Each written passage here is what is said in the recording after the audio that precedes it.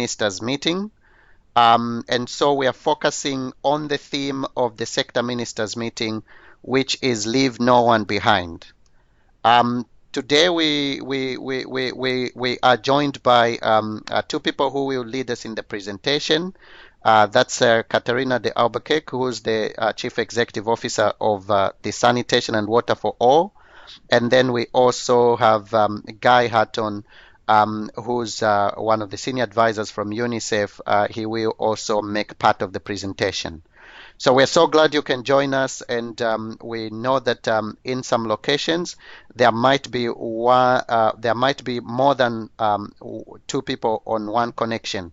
So if you are connecting and you're with colleagues, please put their details in the chat so that we can know who else is also on the line. We would like to ask everyone to please put your names in the chat, and as well as where you're joining from.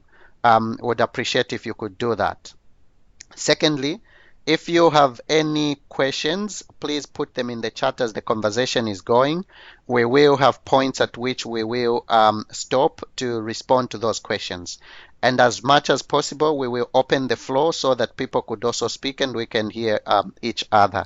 I think that will make the conversation dynamic. In terms of time, we plan to do a lot of the presentation and also much of the discussion within 1 hour. However, if there are more questions and more discussions, we leave the webinar open to continue for an extra 30 minutes to cover all those questions that might be there. For now, we're expecting to see in the chat details of your names and where you're joining from, and you're very, very welcome to this webinar, which is the second in the preparations for the sector ministers meeting. Before I hand over to Katarina, I just wanted to highlight, as I've already said, that this series is focusing on leave no one behind, and specifically leave no one behind, which is the theme of the sector ministers meeting, is part of the SWA guiding principles. Katarina will take it up going forward from this point on, but we just wanted to highlight the strong connection between the theme of the sector ministers meeting as well as the SWA framework. And if you needed any extra discussion on any part of the SWA framework related to the collaborative behaviors, the building blocks, we'll be happy to also do that discussion. Katarina, over to you. Thank you, Sitali, and good morning or good afternoon or good evening to everyone. I'm so excited to read all the names of everyone who is just joining. Jose Gesticanuto, Leslie Porris, Ananda, Neil, Matt Morris. Well, I am a bit overwhelmed and so happy to see all of you joining today. And as Sitali said, I will talk today, I will introduce you a little bit to the topic of inequalities, which is the topic that will accompany us in the preparations during and in the follow-up to the sector ministers meeting, a topic which I think is a revolutionary one in the Sustainable Development Goals, and there are some people here on this call, on this webinar, who have worked with me when I was a special rapporteur, a topic that is very dear to my heart. And I remember saying, if the elimination of inequalities is not consecrated in the SDGs, then we will have failed. But happily, it's consecrated in several goals and targets.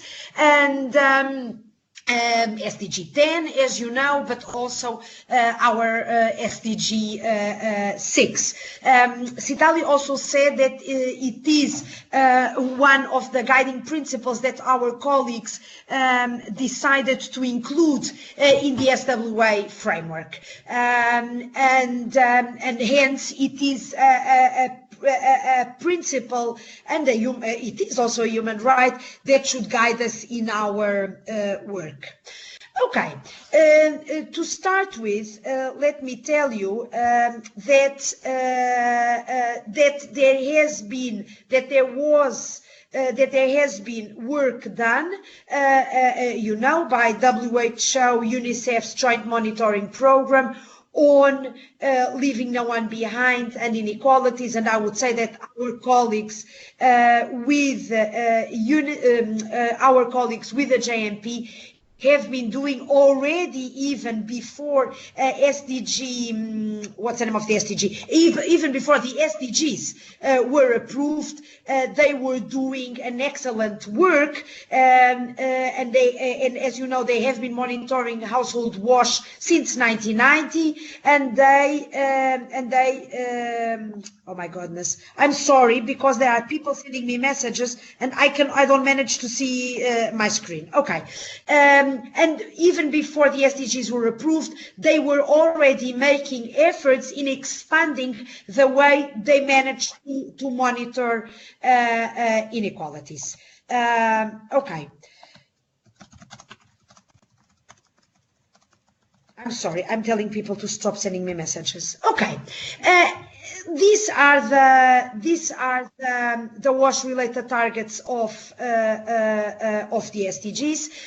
You know, and as I was saying before, there are different targets and indicators even that are related to WASH. Obviously, SDG 6 that we are all familiar with, but also SDG 1 on basic services, or more completely 1.4, I'm sorry. Furthermore, the goal on basic education and on universal health coverage. Because you know that access to water and sanitation, for example, is a prerequisite or an underlying determinant of health, and the same with education. Very good. Now, if you look at, if we look at the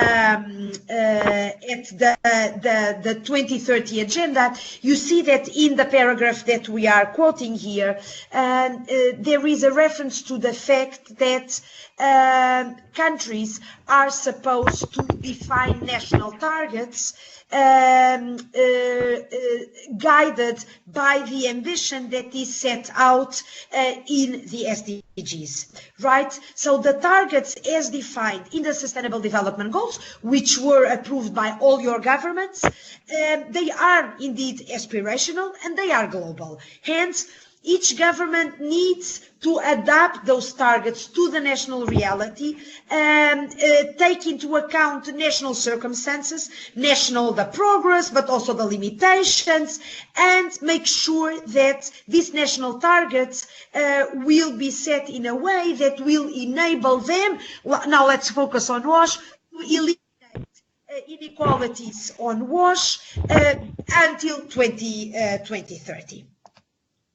Okay, and what is very important, and I remember with some of you who are here on the call, I remember working on 2014 already on this very on this graph, where we said, well, basically what has been happening up until now is that governments and others have been investing in WASH in countries, reaching very often to the low-hanging fruit, because we need to make progress, we want to show progress, we want to show figures, we want to show them to our sector minister, we want to show, the sector minister wants to show it to donors, to development banks, and to the finance minister or even the prime minister in the country, to show, look, investing in WASH is a good investment, it makes sense, and we get value for the money that we are investing. So I think there were understandable reasons for investing in the low-hanging fruits, which means that those who are most vulnerable, more marginalized, etc., continued to be left behind for these apparently good reasons, and even reasons that we can all understand.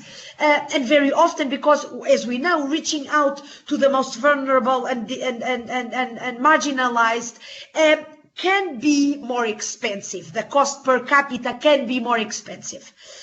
So basically, what the conclusion that we reached when we were working on preparing and giving inputs to the development of the SDGs, so this was in 2013, 14, 15, the proposal that a group that was created on the elimination of inequalities made was precisely the opposite had to happen, meaning that the level of effort to bring up the disadvantaged segments of the population has to be higher than the level of effort that the government is investing in the better off people within the country.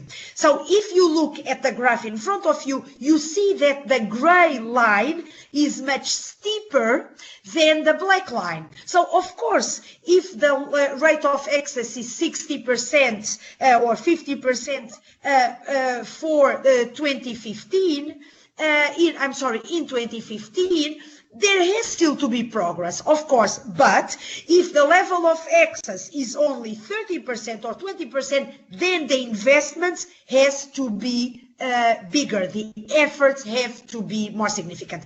And the indicators that you use to measure access to water and sanitation and hygiene should be able to be disaggregated at the national level according to income, sex, age, race, ethnicity, etc. You see some of the grounds of discrimination listed here. And I think it would be very interesting for you to compare the rate of progress between the most disadvantaged groups and the better off groups, or between the most disadvantaged groups and the average in the country. Okay, moving forward. You will see, I hope that you managed to see in these slides some oh my God, I'm sorry. I'm sorry, that you managed to see in this graph some information on national targets that countries are expected to set to extend services to those who are unserved and to progressively eliminate inequality. So the reduction is not enough because we aim at full coverage by 2030. So at the progressive of elimination in wash service, progressive elimination of inequalities in wash service levels. National targets may be formulated in different ways, but have common elements. For example, in sanitation, just to give you an example, we start, some of the targets to eliminate inequalities can be elimination of open defecation, then first ensure universal access to basic services, and then start moving up the ladder. And of course, this applies to other aspects of. Very good. Then equally in the progress in terms of elimination of inequalities between urban and rural areas, as you know, almost all countries have disaggregated estimates for rural and urban populations. This graph shows global coverage of both drinking water on the left and sanitation on the right in rural and urban areas. And you see, well, it's very clear. You see very easily the magnitude of the inequalities inside this country when you compare rural with urban. Well, even when you compare rural with urban, full stop. Good. Now, it is also very interesting because I think this task never ends. It will end, but there are very different and exciting ways to look into inequalities. So as we were saying, it can be according to wealth quintiles. It can be, you remember in the previous slide, I was giving you some examples of grounds of discrimination, of inequalities. But it is also interesting to look into subnational regions. So this graph shows coverage of basic sanitation services in different parts of a sub-Saharan African country. Actually, this is Sudan. And you see that, for example, in the northern part, access to basic sanitation is almost 80%. But if you go to Gadarif, you see that the level of access is of approximately 10%. And I think that when we start asking questions and when we start disaggregating data, I think we have surprises. Well, we can have pleasant surprises. We can also have unpleasant surprises. But what is important is that even if the surprises seem unpleasant at first sight, I think knowing the reality, having the data is already a big step forward in making sure that we know the reality in the country we are working in. And when you know the reality and when you understand what are the factors that make people be left behind, knowing these factors is fundamental. It's a fundamental first step in order for you, if you work with the government, or for some others on the call, if you work for a UN agency, for a development bank, or for a civil society organization. It is fundamental for you in order for you to be able to determine what the best measures, what the best policies are in order to target and to progressively eliminate that inequality. Because it is different if somebody is being left behind because she lives in an informal settlement in a capital city, or because that person is living in a remote rural area, or if it's because the person belongs to an ethnic minority, or if it's because the person is poor. And very often it's a combination of many of the factors that I just mentioned. Oh, I'm sorry, I made a mistake. Oh my goodness, I'm very sorry. Sitali, can you help me? Oh, I don't know. Do you see the slide all right or not? We can see the slide. So now you're on the rural-urban divide, and then now it's on schools. We can see the slides. No, because I have this. I made a mistake here in my. Now it's. Oh, Sitali, please rescue me. Okay, so Now which? So now it's on the wealth slide. Okay, thank you so much, Sitali. So. Some countries have also disaggregated estimates by wealth quintile. For example, the graph that you have in front of you shows coverage of basic drinking water services among the poorest, among poor people, among middle class, among the rich, and among the richest 20% of the population in Afghanistan. And you see that it goes hand in hand with coverage levels of drinking water. The richest you are, well, in principle, the better and the more access you have to water, to sanitation, and to hygiene. But it's also interesting for you to disaggregate, but then also to put not to overlap, to combine the different factors of inequalities that lead to inequalities, and you will see that very often you will find the poorest the poorest people not having access, but this also being people living in informal settlements or in deprived rural areas, people belonging to an ethnic minority, etc. And of course, some of the data I'm giving you here relates to data that applies to a full household. Of course, you can also further disaggregate the data inside the household. What is the level of inequalities that you have inside a household? For example, do women and men have the same access to the toilet?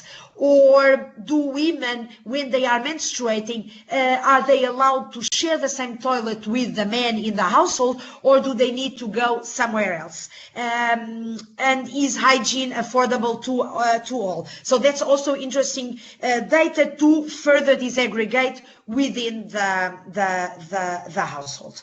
Okay, now looking at another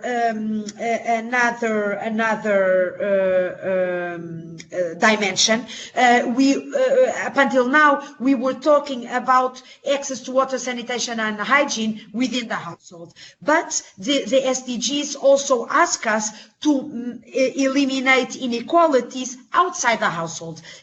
Water and sanitation, as you know, is a human right which has to be accessible in all spheres of a person's life. So one of these spheres can be schools, and the numbers that you have here relate to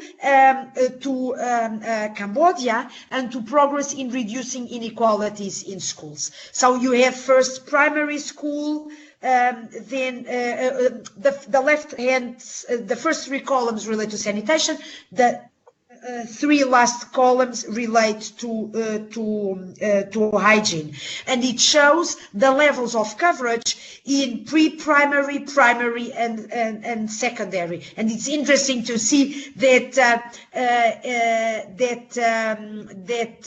even though regarding sanitation the rates seem to increase between pre-primary, primary and secondary, when it comes to hygiene there is an up and then a slight decrease.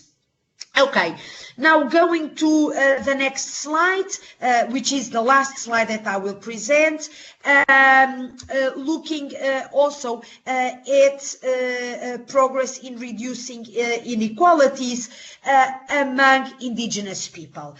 So you know that, for example, in Latin America, you have national populations, indigenous groups. I'm mentioning Latin America simply because the graph that you have in front of you relates to Latin America, exactly, and it shows you the rate of access among the nation as a whole and then among indigenous people. And you see that very often, Uruguay is an exception, that very often you will have higher access rates among the average population than among indigenous people. Now you could ask me, Katarina, but then how do we know what are the reasons why people are being left behind in my country?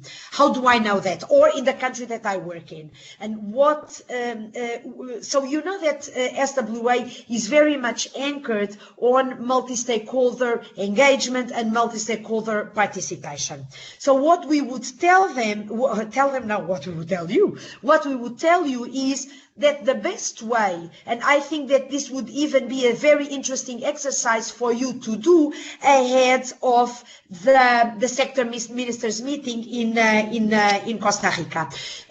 So for me, the exercise would be sit different people around the table representing different constituencies, including civil society, including indigenous groups, migrants, etc.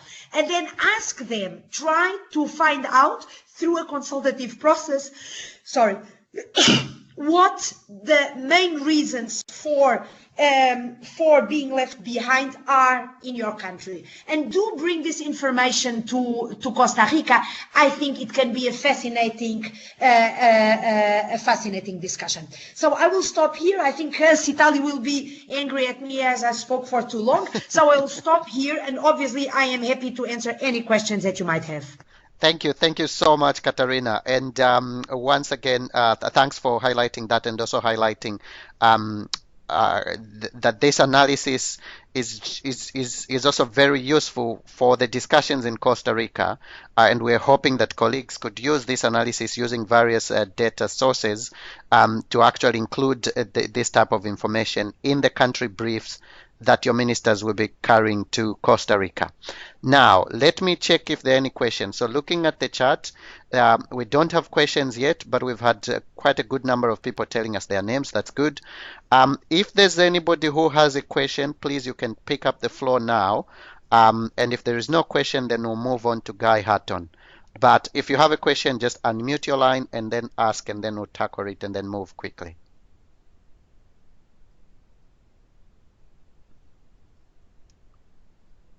Hi, can I have a chance? This is Fuad from Sudan. Yes, please, Fuad, and so great to have you. Please go ahead.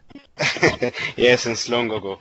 Thank you very much. Just like it's mainly a comment rather than a question, because while addressing inequality, there are some couple of sensitive issues which we like difficult to address it directly, especially the issue of ethnicity and the issue of marginalization, which are like, I mean, if you want to have it direct discussion or direct elaboration, it will be a little bit difficult.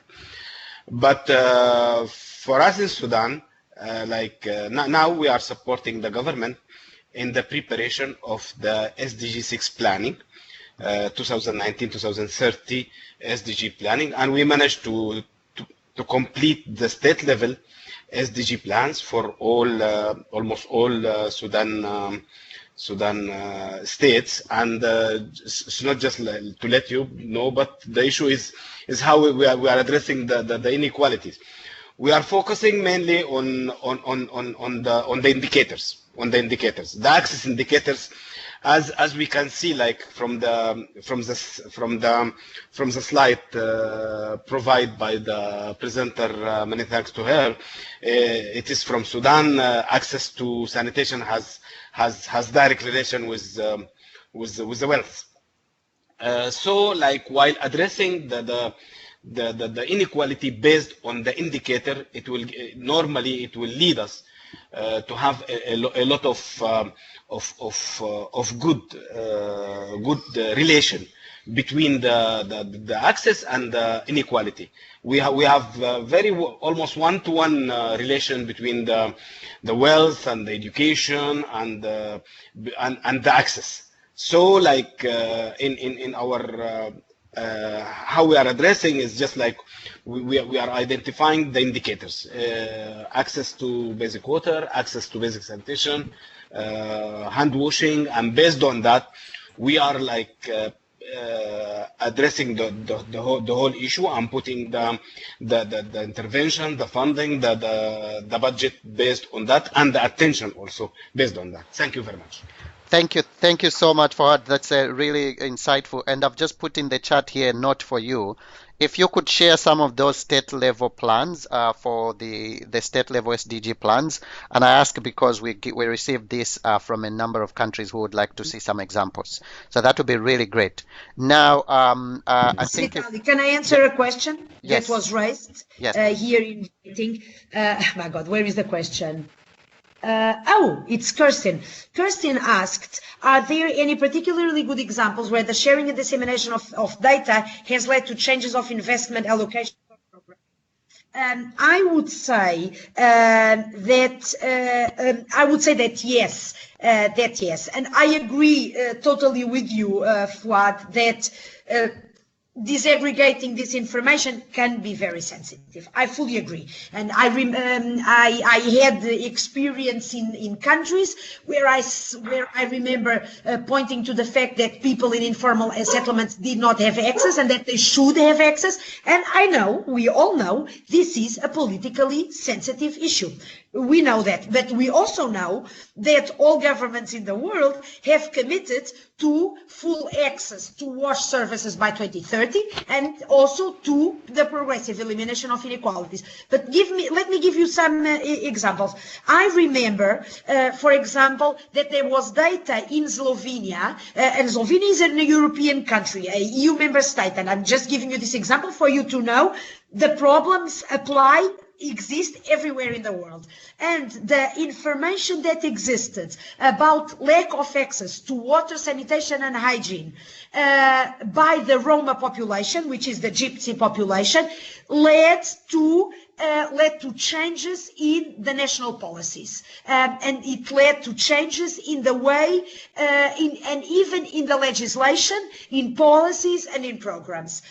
For example, also the availability of data regarding water cutoffs, for example, in the US, in Detroit or in Boston, has also enabled to shed light on these marginalized and poorer populations who were being deprived of access to water because of their inability to pay. So data, we know, is powerful, and we know that data can influence decision making. Okay, I will stop here. Great, thank you so much, Katarina, and also you will notice, Katarina, in the chat that there are still a number of questions. So we'll come back to all these questions. Please stay on the line. We're now getting into the second component, which is on financing, and to hand over to Guy Hutton. Financing is one of the ministerial dialogues that will take place at the meeting. So Guy Hutton, over to you. You can take over as presenter. Great, thank you, Satali. For those of you who don't know me, my name is Guy Hutton. I'm Senior Advisor with UNICEF WASH section in New York, and I'm an economist by training. It's really great to see so many colleagues, so many organizations and countries on the line, and for this presentation and discussion. And thank you to the Secretariat for this invitation to be part of it. Just by way of context, I'm convening a small group of different SWA constituencies to prepare for the ministerial dialogue on financing taking place at the sector ministers meeting. And so the Secretariat will be circulating further information on that in due course. Later in this presentation, what we present is what we'll be proposing to the Secretariat as being the topic and the methodology for the ministerial dialogue. So in terms of what I'll be presenting now, first we'll get an overview of the enabling environment as it relates to financing, taken from the previous GLASS survey, and also see how tracking finance using the TrackFin tool of WHO UN Water can contribute to the financing picture invaluably. And then we'll move into the upcoming SWA sector ministers meeting and the financing track that is planned there. There's actually no coincidence that these two themes, leaving no one behind and financing, are covered in the same webinar. It is absolutely critical to link the financing issue to providing services to the most vulnerable who are unable to afford or access, for other reasons, the service. So it's a great basis to start looking at the inequalities that are present in countries. So thanks to the GLASS team led by Fiona Gore at WHO for providing these slides. So GLASS, the Global Analysis and Assessment of Sanitation and Drinking Water, has collected data on vulnerable populations and inequalities for a number of cycles, covering over 10 years. And the latest GLASS report in 2017 provides a focus on financing and was published in time for the 2017 Finance and Sector Ministers meeting in Washington. Now the GLASS 2018 country survey has been completed. I'm sure many of you were engaged in that, and on behalf of GLASS, thank you for your submissions. The team is working hard on analyzing and doing the data quality checks, and will be submitting some highlights for the sector ministers meeting. But then I believe the full report will be more towards mid 2019. And importantly, there's not just a global report, but there's the team sort of reproduces, turns around the survey that you filled in to provide a country highlight, which gives a very neat overview of the systems and enabling environment for water sanitation and hygiene. So I'm going to give just a few examples of what the GLASS survey collects and presents. So in order to reduce inequalities and to make progress towards universal access, most countries, around 55 out of 74 responding in the last cycle, have specific measures for reaching poor people in their WASH policies and plans. However, actually monitoring progress takes place in around half of those responding, and around a quarter, 1/5 to a quarter, are consistently applying financial measures to target resources to poor people. So we see a sort of reducing scale, going from a higher number of countries with policies, but fewer actually with measures to ensure those policies are applied. And this graphic shows that quite neatly for different vulnerable populations. So the policies are in green, the measures to target are in dark blue, and specific measures on financing are in light blue. So we see a lot of improvement is needed, and for all population groups. That is one of the challenges ahead of us. And in terms of the country highlights and the profiles that the GLASS team provides, this is an example whereby you can see a very sort of easy to understand format which countries, or rather this is for a country, which population groups have plans with a high level of implementation, but that doesn't apply in this case. For most, plans exist, but only moderate level of implementation. And then for some population groups, there's no plan.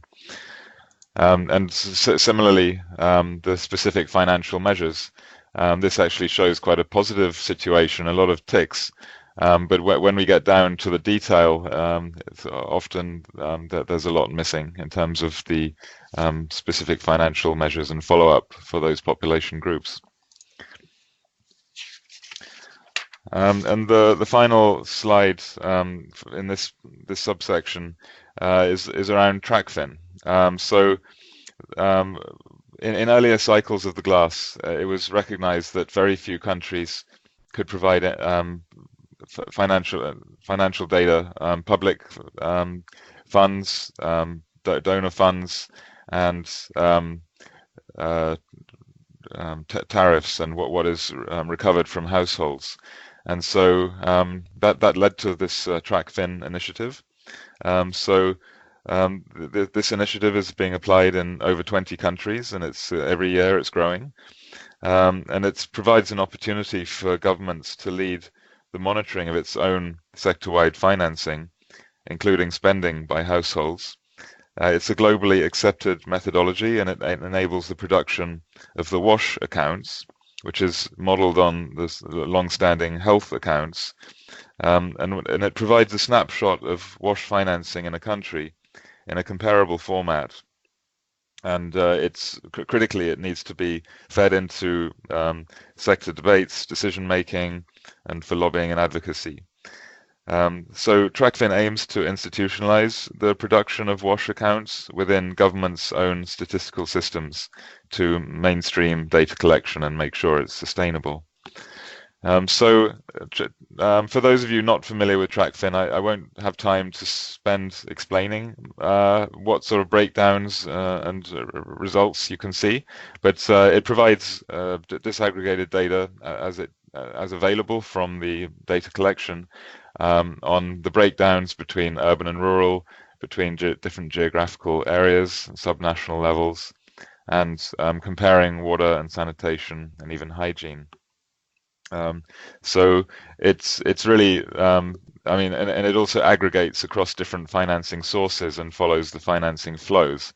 So it provides a lot of useful information. And in fact, at the AfricaSan meeting in a couple of weeks, there'll be a session on financing, and within that there'll be a case study of TRACFIN.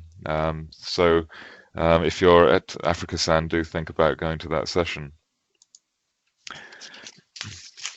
So now moving on to the financing theme within the Sanitation and Water for All SMM, so Sector Ministers meeting in Costa Rica. So financing has been a central theme of SWA from its very start, and you could say that it's at the very heart of the SWA. Later, we will see how the financing theme has developed over the past 10 years or so.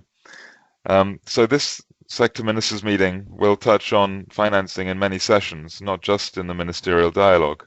So we need to make sure it's present in the keynotes, in the commitments that are presented under the mutual accountability mechanism, and in various plenaries and in the conclusions. So while we're focusing mainly on the ministerial dialogue, we need to make sure that all those messages are consistently coming through and linking with other issues. So in the next few slides, I'm going to try and provide some answers to the following questions. So one is, well, what are the financing challenges we still face as a sector? The second is, what has the SWA financing storyline been? The third is, what is the specific financing theme and questions for this SMM? And this is critical because the financing theme is very, very broad, and we can get very lost in it. So we've decided we will be as focused as possible. 90 minutes with ministers in the dialogue is a very short time, and we want to provide some focus to it on various critical questions that you know are consistently coming up over the years and haven't been answered yet. Then we'll look at some more of the sort of practical aspects of what will actually happen, what is the order of the meeting, and how to prepare your minister for the dialogue and the SMM. And then I finish with a couple of slides which provide a little guidance on what evidence and messages might help to prepare your minister and country delegation. And this fits with the preparation guidance that you've already received from the Secretariat. Okay, so let's just take a step back quickly in terms of understanding the overall financing issue in the sector. And this framework provided by the OECD some years ago has actually been picked up by a lot of financing specialists, because it really is a very simple but correct overview of the flow of funds and the how we can analyze the sector in order to better understand what we have and what we need to meet our targets. So critically, it captures the 3 T's in the middle, the middle boxes in green and yellow, being the 3 main sources of financing. So transfers from external partners or NGOs, taxes coming from public funds, and tariffs coming directly from the households or the communities. On the right side, we see ways in which we can raise further funding that augments sector financing, whether it's concessionary loans or commercial loans or bonds and equities, which eventually, even if it's a loan, it has to be paid back by a transfer, a tax, or a tariff. But we need to explore what are the options for raising sector financing through loans. And then on the left-hand side, we see the investment needs covering the various life cycle costs. So we have 3 main categories here: capital and investment needs, then maintenance and renewal costs, and then the operating and current maintenance costs. And so using this framework, we'll provide a very sort of quick analysis, and this has been sort of expanded upon in many previous sector documents.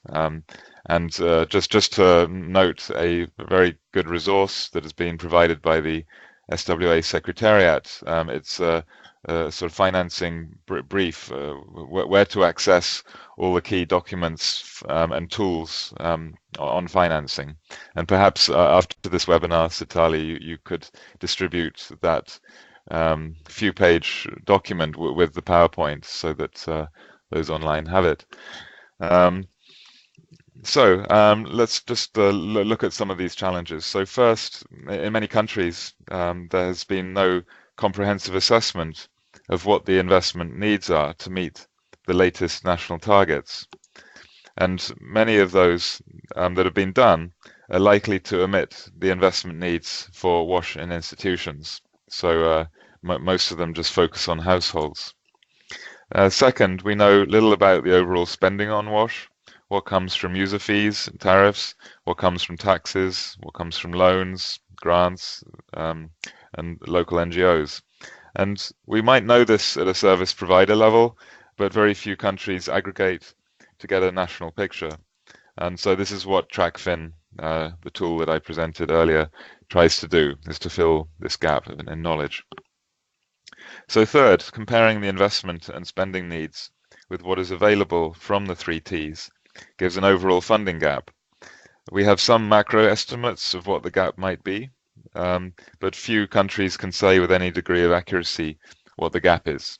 But some countries have done that analysis, and it always ends up with a major gap and the need to increase spending by several times.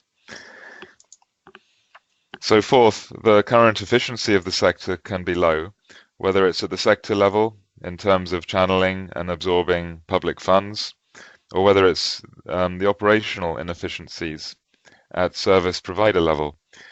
We know this through data available globally on the high rates of non-revenue water, for example, or overcapacity of many systems, or the low bill collection rates, which leads to revenues not meeting costs. So these are some of the examples. So do we have a good understanding of what the efficiency levels actually are in utilities and service providers, and how we can improve them? I think the answer to that is no in most cases. And then fifth, few countries have an up-to-date sector financing strategy that is based on good data and evidence of what works. So the strategy needs not only to identify a potential source of funds, which many do, but also to outline the realistic actions for how those funds can be accessed. So we can't just say, well, we'll approach the private sector. We've got to know how that's going to happen, how the private sector will be engaged. So I'm going to go a little quicker through this slide, but there are some other challenges presented here. So we have limited funds available. It's very hard to argue for more funds for the water sector. And potentially declining ODA for many countries, especially as they graduate towards middle-income countries. And there are few pooling mechanisms within countries to bring together donor and government funds into a single basket, which increases the potential efficiency of the allocation of those funds and spending them through one system rather than multiple systems. So there's also, from the service provider perspective, very few can raise money on the capital market, and if they do, it would be at unaffordable interest rates. This is due to poor management, poor governance, or just lack of financial viability because they can't raise tariffs. Also, there's limited capital market in many countries and few regulations which protect private sector when they're interested in coming into the market. As I mentioned, tariffs often can't be raised, or not at rates that keep up with inflation. And we also, linking to the leaving no one behind theme, we know that for many poorer populations, they spend a high proportion of their income, over 5%, and in some cases over 10%. And so, and often that service level may not even be a good pipe supply. It might be purchasing water from vendors.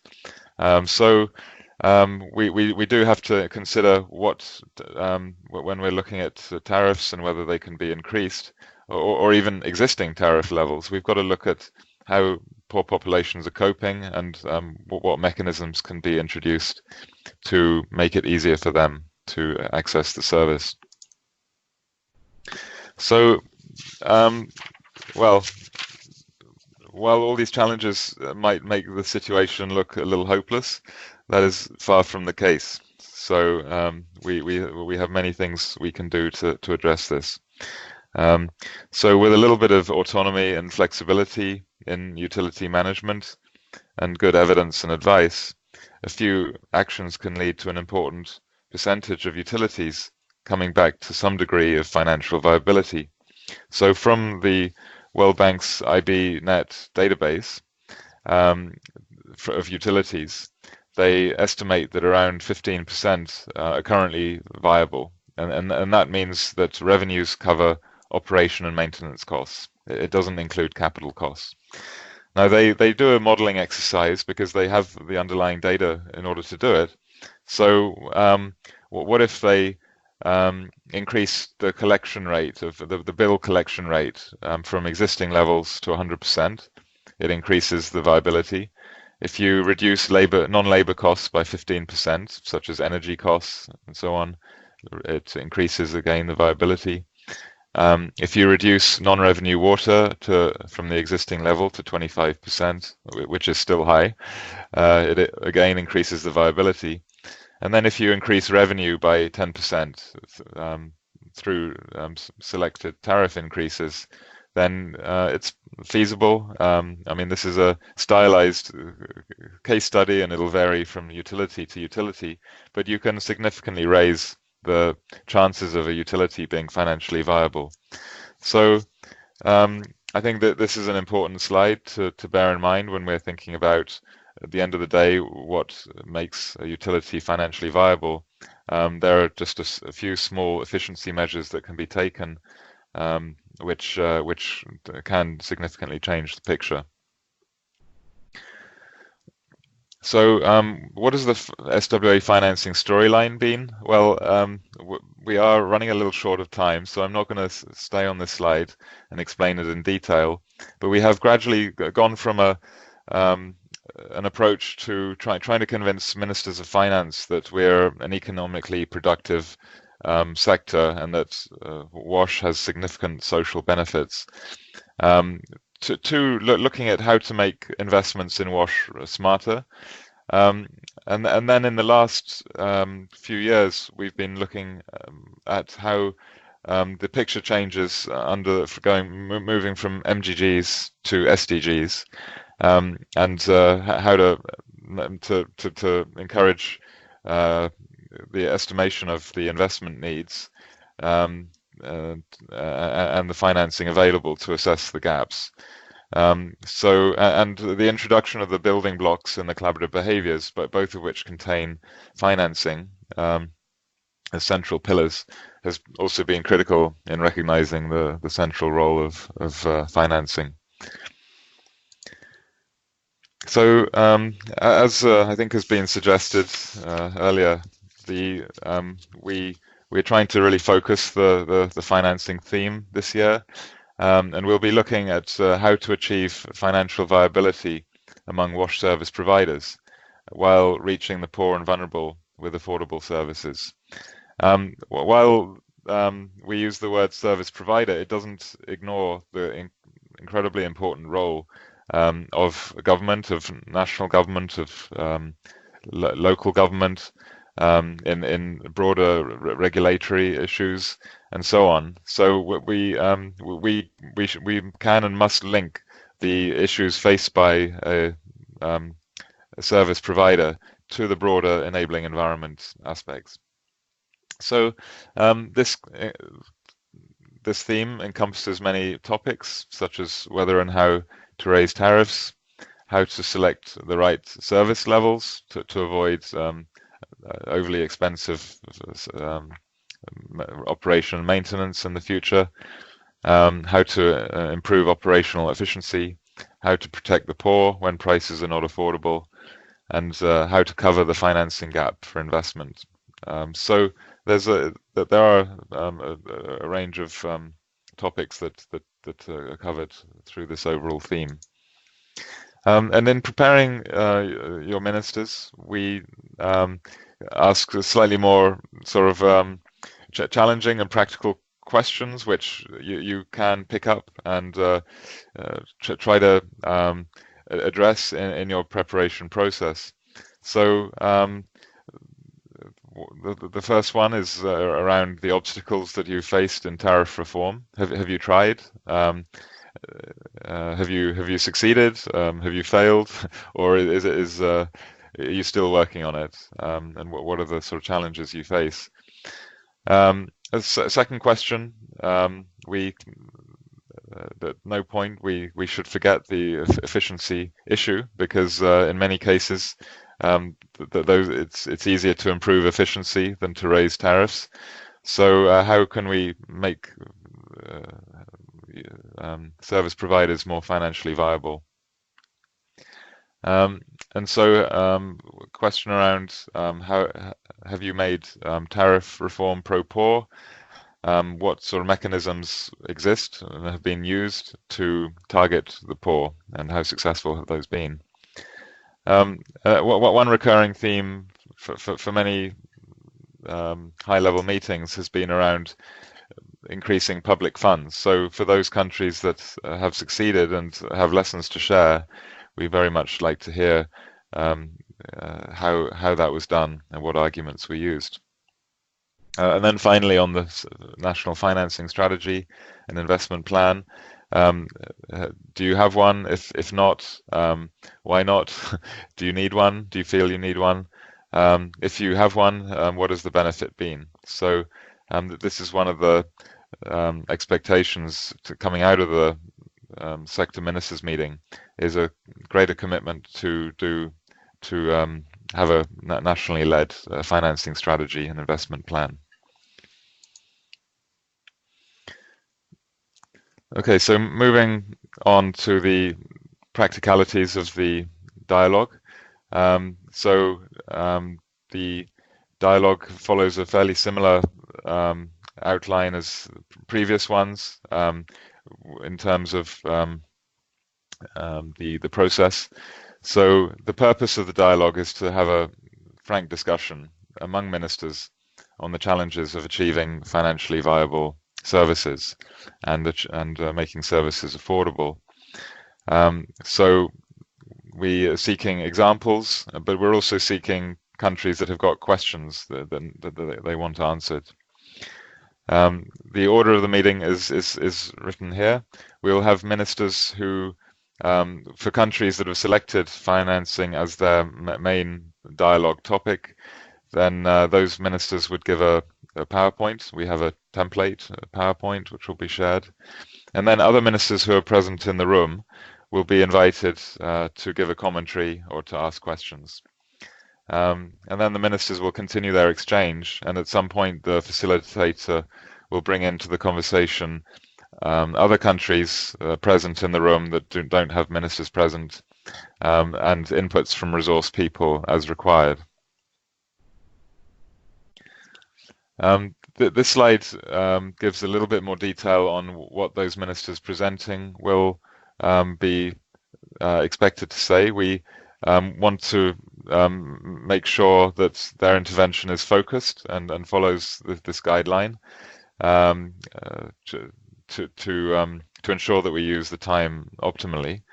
So first, a little background on the status of financing in their country. What are some key facts, some key challenges, and then some possible solutions to the financing challenge. What are they doing about it? And then a reflection on what has worked. I mean, some countries will have very important, interesting lessons to share. I mean, not every story will be a success story necessarily, but what can the country share with other countries?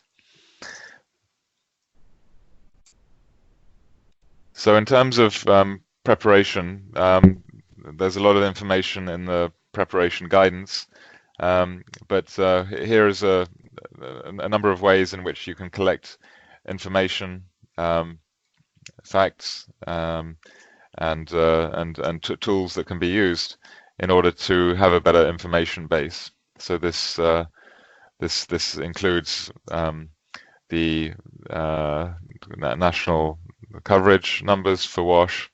It includes information on economic benefits and economic losses from not having WASH. It includes investment needs, and countries are encouraged, if they don't have a good current picture of investment needs, there is still available the SWA costing tool, which gives us a very rapid sort of overview of sector financing at the national level. And then there's the information that you've given for the GLASS survey, and there's the WASH bottleneck analysis tool, which has one module that focuses on financing, if your country has done that. And it's important in preparing ministers and preparing delegations to sort of focus on some key messages, because this is an opportunity for change, for realization and better understanding. And so these are only some ideas of what some messages might be.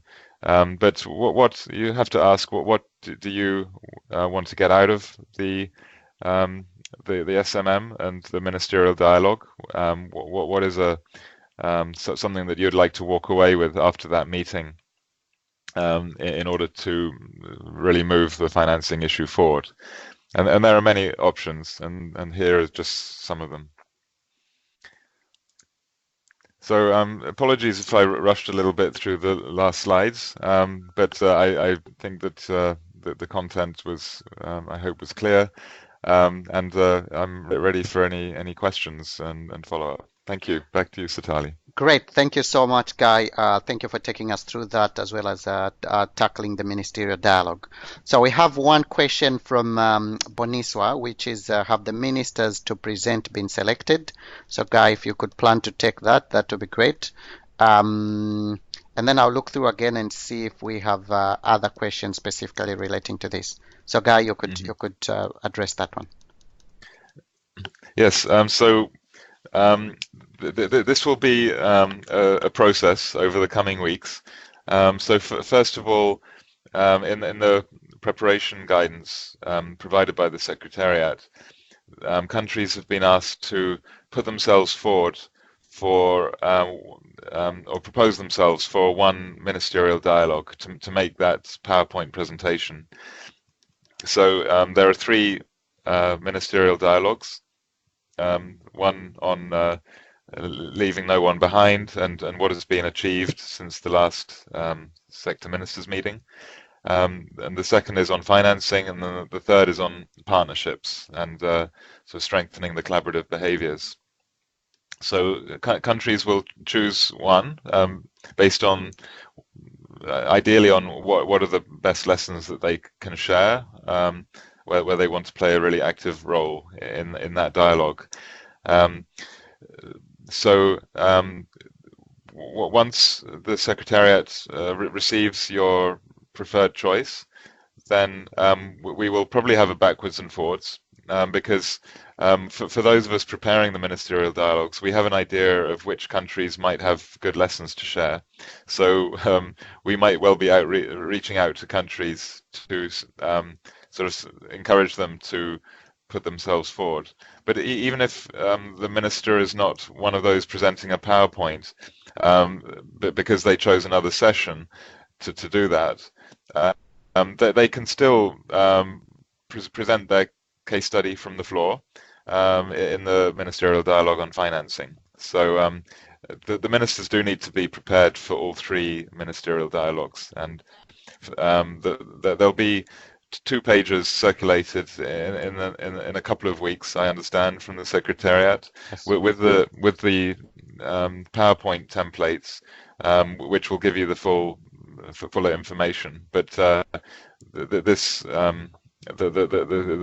last set of slides from this presentation gives you most of that information anyway. So it'll be a process, as I said, over the next few weeks.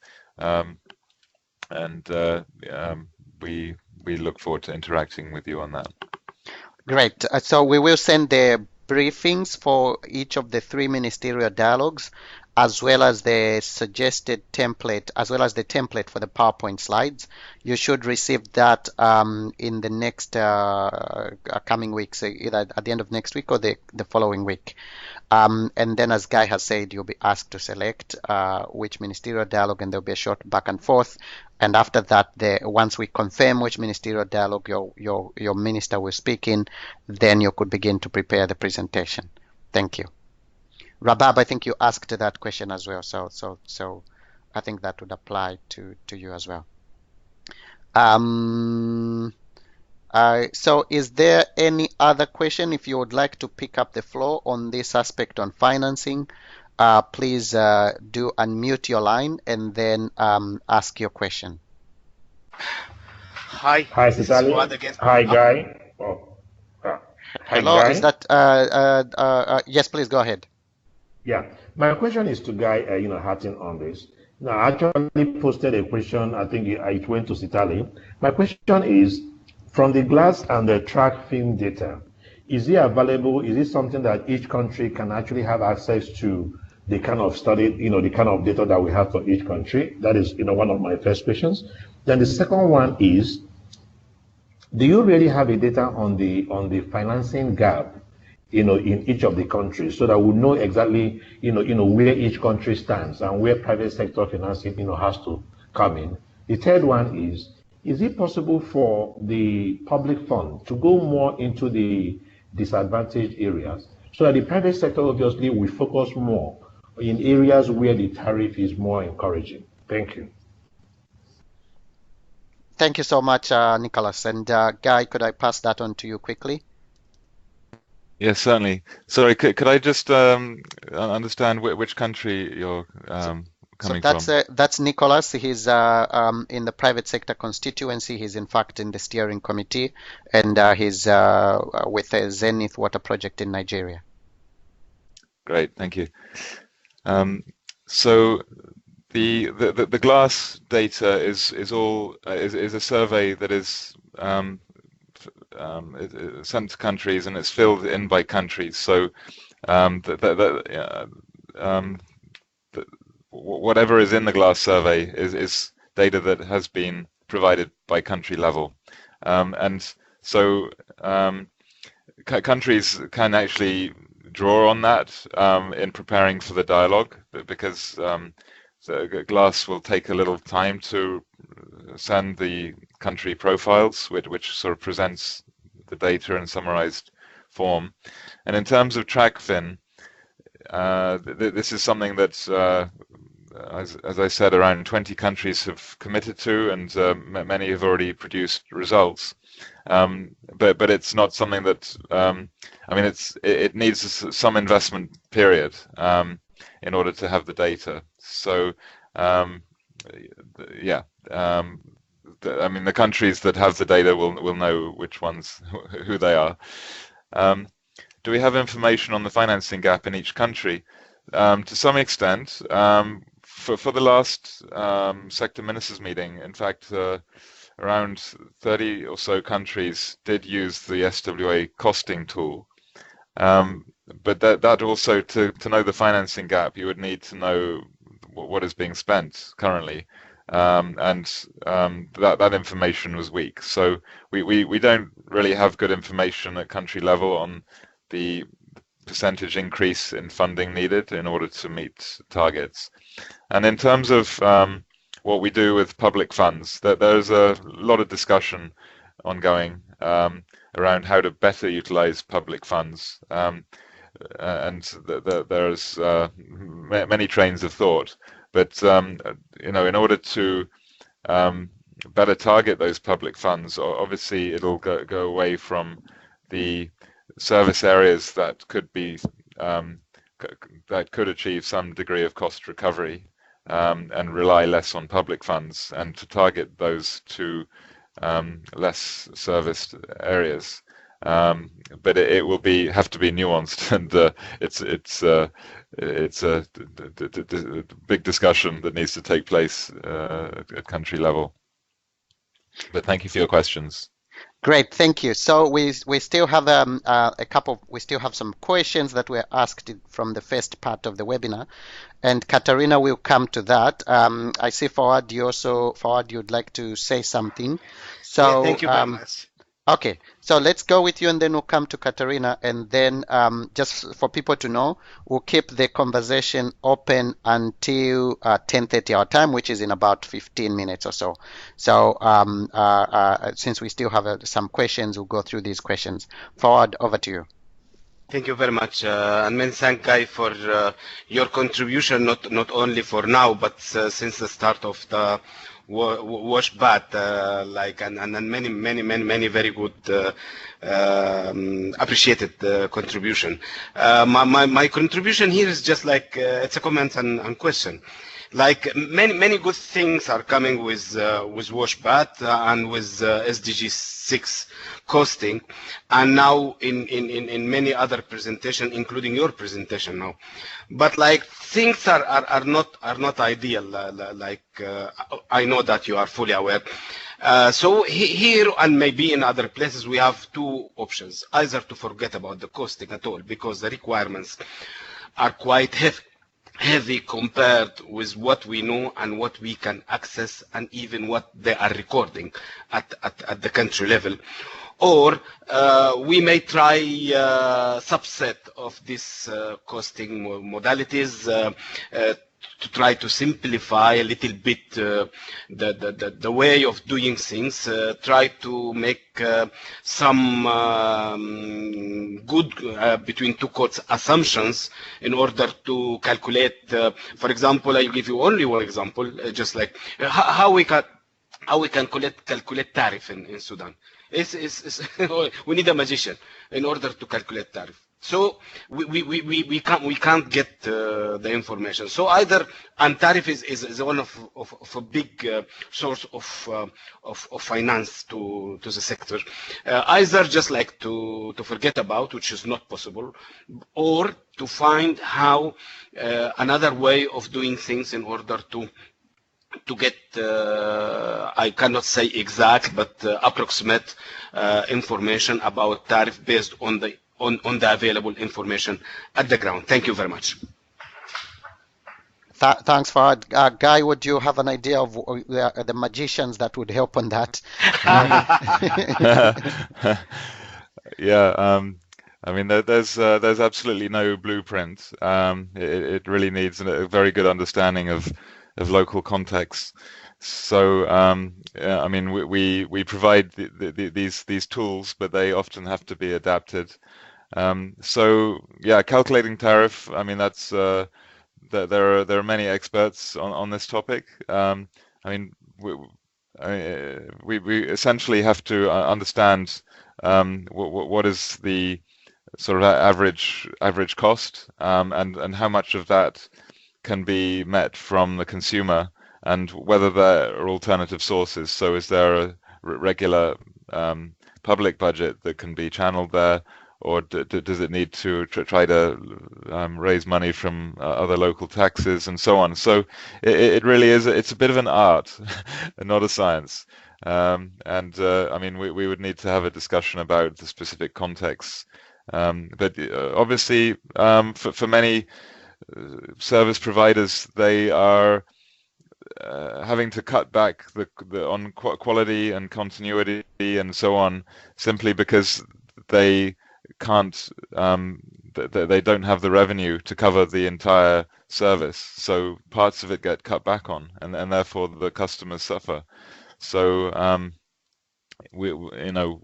that's where it's really important to make responsible investments up front, so that you're not committed to an overly expensive system that didn't recognize the ability to pay of the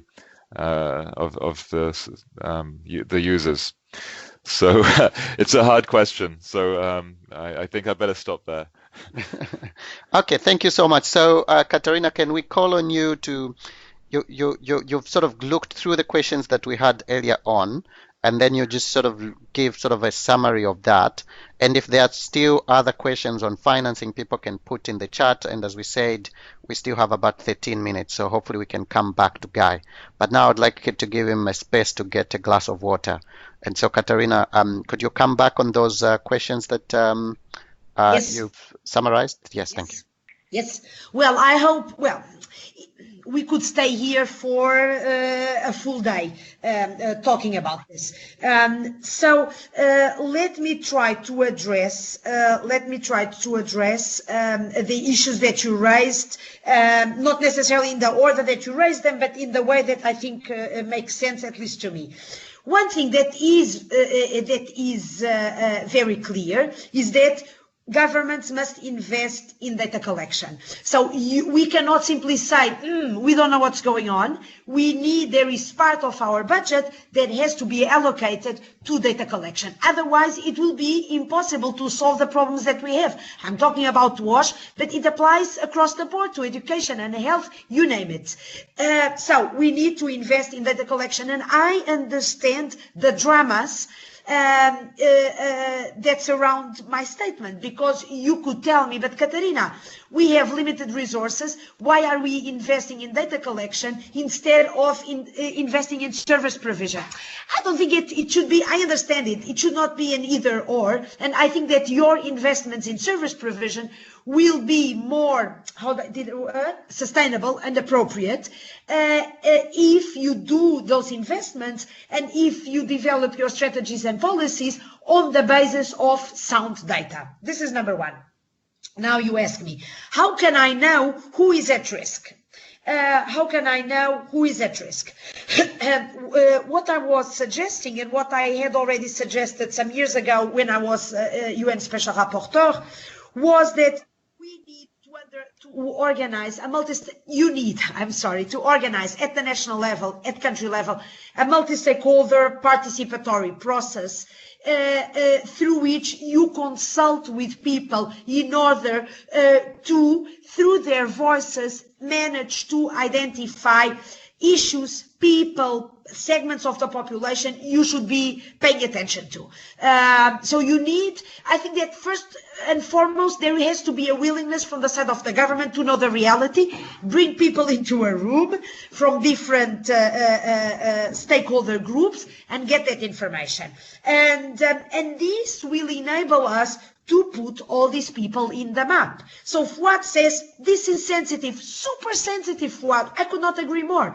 I remember going to, to Slovenia, and I'm again mentioning the same country, but also to other countries that I visited in the past when I was UN Special Rapporteur, and my job was basically to bring the sensitive issues to the forefront. And it was difficult for the governments to swallow, to face these issues, the problems, but my experience is that after being faced with the unpleasant situation, well, governments also realized we better address this. Otherwise, this is like a boomerang. It will come back to us and hit us again. So I would say put people in the map and find out their situation. Now, impact of data collection and disaggregation on policies. And let me just tell you something. Okay, yes. So, for example, I remember, for example, in Brazil, very interesting, the data that Brazil gathered on lack of access. They have an atlas on access to water, an atlas on access to sanitation, with figures for all the over 5,000 municipalities in the country. So they realized there are segments of the country, parts of the country, where there is actually less population, and hence those parts of the country were receiving less money from the federal budget. You see, so there was more money being invested in São Paulo, because there are more people living in São Paulo, rather than in other more remote areas where you had and you have less people living. So what did they do with the plan and the strategy they approved? They reverted the situation. They said, we need to give more budgetary allocations to the areas of the country where the situation is worst. So this is a very concrete case of investments or planning done on the basis of data regarding inequalities. I would say that, for example, in Kenya, identifying women's needs with regard to menstruation and also addressing taboos on this issue led to Kenya now having a menstrual hygiene strategy.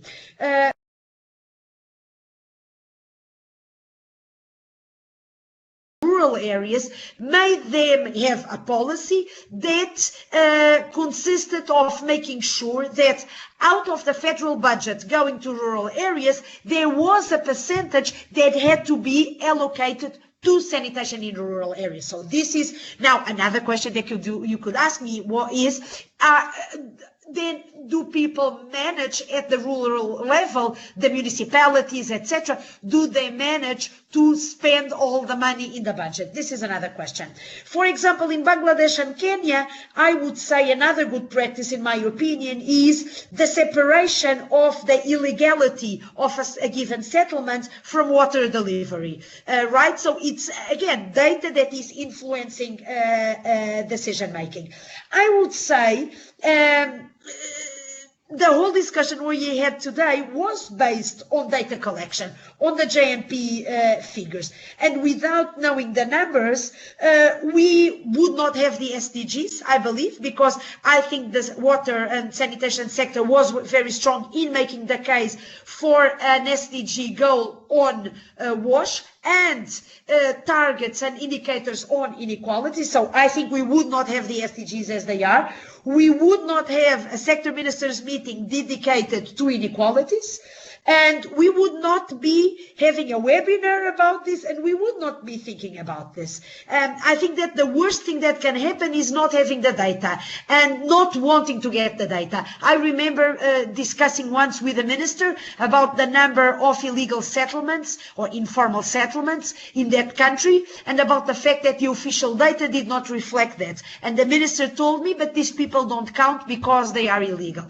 I think even though these are all sensitive political discussions, I think we need to make an effort to putting these people in the map, because this is the only way for the boomerang not to hit us back on our heads in 2030, which is the date by which all of our countries must reach universal access to water, sanitation and hygiene, 2030. Thank you so much. Thank you so much, Katarina. Do we have, we're coming to about 5 minutes before we close. Is there any other question that might relate to the aspect of financing? While we still have the floor open. So just to check if there is any question, and then if not, we'll just get some closing remarks from our presenters today. Okay, so it looks like there is no question. So a few things from my side. Hi, Sitali. Hello, yes, Majeda, please go ahead. Hi, Sitali. Yes, please. Hi, how are you? Very well, how are you? I'm just wondering because, yeah, alhamdulillah. I'm just wondering because when we did the glass, we have a lot of data and a lot of information, but we don't have the categorization as it is in glass. And this is a problem that we face when we report our data, actually. We don't have for the rural area separated from the urban, as we consider the country as a one unit. But during the discussion, I understand that we need to differentiate these, and as well for the finance. So when we will report that, or when we will present that, I think it will not be, like as a critical issue or accurate results that we are presenting. So does this consider as like a challenge for us to go again and to look to the data or to do a kind of assessment? Because I look to the JMB data right now for the wash, for the household and for the schools, and I think we need to do the assessments, and this is a challenge that the countries need to do, like an accurate assessments to have all these data available in hand. And also the people in the remote area, we were thinking about how to reach them. When you go to the donors, a special case in our country, when you go to the donors, they will not invest in a community which has a very little people because of the high investment cost, and they prefer to go for a larger city or a larger that. So that is a kind of a gap and a challenge in the countries, and I don't know how the countries they deal with such cases. Also, we have the role of the private sector is still not clear in my country, and how they will be engaged in the SDGs. We have them in our national committee, but they have no feedback, they have no input, and we have them also in our working group, but they never attend. So I don't know what kind of mechanism that we can motivate them to be part of the working group and to have their feedback, and what is the actual role that they can play in the SDG. Thank you. Great, thank you. That's a good number of questions, and thank you so much for bringing them up. So I will ask a guy to take some of them, and then I think we can also just highlight to you, maybe because we've got our private sector constituency leads here, to see if they might have ways to sort of engage their colleagues and just encourage them to sort of be part of that process. Guy, and then Katarina, if you want to say something, we'll come to you as well. But Guy, could we start with you? Yes. Okay. So some challenges, Majeda. Thank you. Could I just, to get the context, which country are you? This is from? Palestine. This is Palestine. Oh, yes. Yes. I mean, of course, in many ways, Palestine is quite unique. I think that in terms of the breakdown or the lack of breakdown, disaggregation, you'd need to communicate directly with the GLASS team so that your data can be used, even if it can't be categorized as rural or urban. I think they can put in a total number. And yeah, it may not make sense for you to disaggregate. And in terms of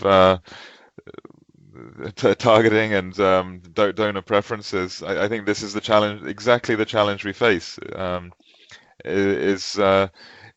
If we continue like this, we'll be leaving the most vulnerable to be the very last to receive services, and so we're challenging that assumption and way of doing business, and trying to get more partners to think about how to, even if it's a higher cost, those people have got to be valued equally to others who are in larger settlements. But yeah, that's really an issue we want to bring greater highlight to. Thank you for raising it. Great, thank you. So let me just check Katarina, and we'll be closing now in the next minute or so. Katarina, would you want to say something on that? Just very quickly, I think that Majat, the question that you asked is crucial, and it's something that well, I would say that every country should be struggling with because they have limited resources for WASH, number one, and because they have inequalities. What I would say, and what I've seen in some countries, is countries trying to balance out the investments they make in areas that are easier to reach, the lower hanging fruits, but then making sure that there is a percentage of the budget that is devoted to eliminating inequalities. And I would say that also in terms of PR, public relations of the governments, I think this is an important message to convene, that from the money that we have, we are devoting a percentage to eliminating inequalities. We know that it is more expensive to reach out to certain people, but we will do that. And I would say that if I knock on donors' doors, I would say if I talk with UNICEF or even development banks or bilateral donors or civil society, if I bring this angle, I want to reach out to these people because they have been left behind. Yes, I know it's more expensive, but we need your support to eliminate inequalities. I think this is a strong argument, and I think it is a convincing argument. Thank you. Great. Thank you so much. So just a few things. We really appreciate you joining the webinar. The next one will be in February at the end of the month. We will announce those as we get into February. Please do continue to plan to join. The focus then will be on the mutual accountability mechanism, as well as some other aspects of the sector ministers meeting. For our colleagues from countries, please do make sure that you send us the confirmation of your minister's participation to the SMM tomorrow. That's the deadline. Please let us know as soon as possible if there's any information that you require us to respond to. And then thirdly, for those countries that have not yet told us when they are available for us to have a virtual bilateral discussion between the Secretariat and the country focal points, please do let us know. We're still looking forward to speaking with each of the countries individually. And then finally, I wanted to thank sincerely our presenters today, as well as our colleagues who helped to put the slides together, some of whom were not able to make it today because of the SAG meeting for the JMP that's taking place in Barcelona. And others, I think, are in Rome as well. So a big thanks and to all of you. And we will reconvene in about a month's time for the next webinar. Please look out for that. Thank you.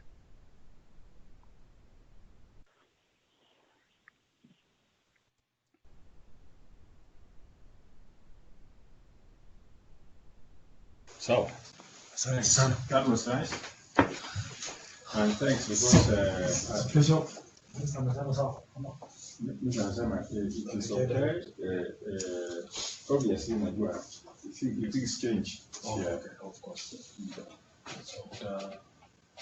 Yeah. to get started. Oh, good evening.